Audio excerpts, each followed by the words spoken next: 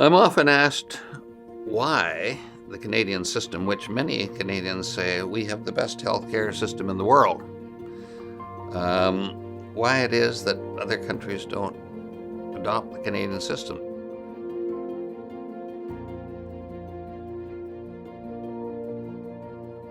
Recently, SecondStreet.org sat down with Rick Baker. He's the owner of Timely Medical. What his company does is they connect Canadian patients with private healthcare both in Canada and the US. So Rick is going to share some of his observations about things that patients are going through and the healthcare system in general.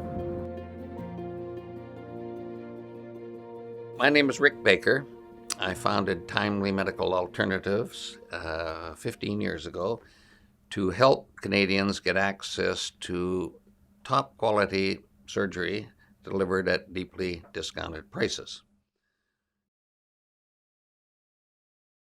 If it's a day surgery, an outpatient procedure where you go in the morning and you're discharged at the end of the day, we can normally keep those clients in Canada. Not always, but normally we can.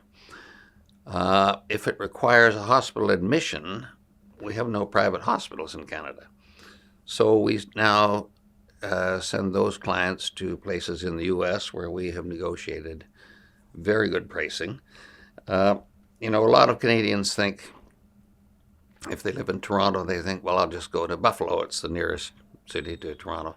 People in Vancouver say, well, I'll go to Bellingham, Washington, right across the border, without thinking that the prices and the quality of care can vary hugely.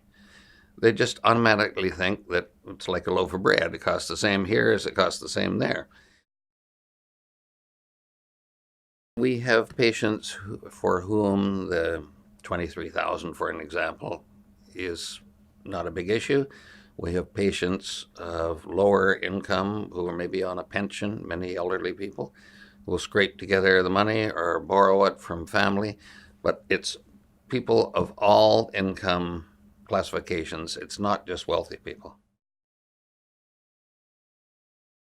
One time, early in the genesis of the company, we were contacted by a father locally in Vancouver who had a daughter who was in grade 4 who had severe ear infection and in fact had lost hearing in both of her ears. And this was in April of the year. And she was scheduled. Best they could do is get her into BC Children's Hospital in July. And the father said to them, look, she can't hear the teacher. She's in grade 4. She's watching the teacher teach, but she can't hear anything. Can you not get her in faster than July? Hospital said, take her to leave it. He said, I'll take it. So shortly before she was scheduled to have her procedure, and bear in mind, it's the simplest imaginable procedure. They put 2 tubes in the ear and it drains off the infection and they medicate you and you're back in business. But it has to be done in a children's hospital. So shortly before the July date, they were contacted, said, I'm sorry, we've had to bump your daughter till the middle of September. We've had more urgent things come along. He said, well, she'll be in grade 5 then, and she still can't hear and won't be able to hear the teacher. Can you not get her in faster? Take it or leave it, they said. I'll take it, he said.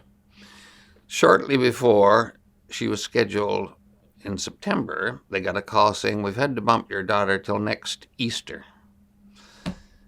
So at that point, he called us. The next day, we had his daughter seen by an ENT in Bellingham, Washington, right across the line. He looked in the little girl's ear and he said, I'm a good ENT, but I'm not this good. You need a pediatric otologist. An otologist is somebody, all they do is ears. They don't care about nose and throat. And a pediatric one only does children. So the next day, we got her in to see a pediatric otologist in Seattle. And he said to the parents, my job at this point is, never mind your daughter's hearing, my job is to save her life. Because the infection had passed the barrier and it was into her brain. So to make a long story short, ultimately they did save her life. She lost all of the hearing in one ear, half of the hearing in the other ear, but she was alive.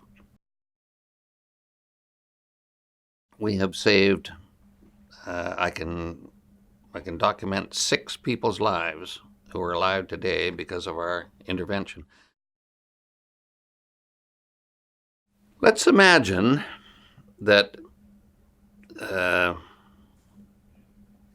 common sense prevailed, and over time, more and more private surgeries were allowed to be done in Canada. I would like to be able to offer my clients the option of getting surgery in Canada or getting surgery in the US.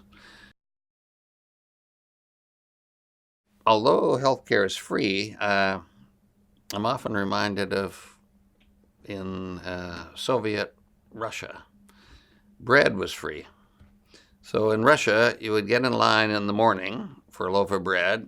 You'd work your way down the line, and in the afternoon, they'd give you your free loaf of bread, but you'd have to wait all day to get it. Healthcare is free in Canada, but you have to wait 1 year, 2 years, 3 years, some cases, for surgery that you might need desperately.